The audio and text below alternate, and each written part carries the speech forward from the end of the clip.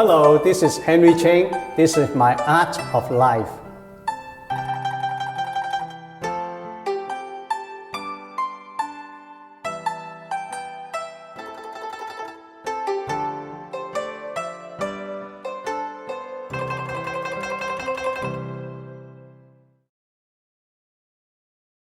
Hello all, I want to introduce you to this painting with a simple composition.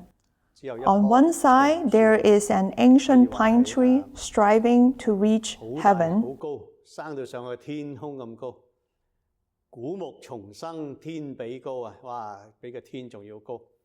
Beneath it, an elder practicing Tai Chi. In this area, I painted a red cliff. You can tell by the stroke representing the cliff face. Also, there are some clouds around it. This adds to the sense of the soaring height. Another part of this work is the short poem I wrote and the seals I used. 詩書語畫清三絕，太極拳法獨一流。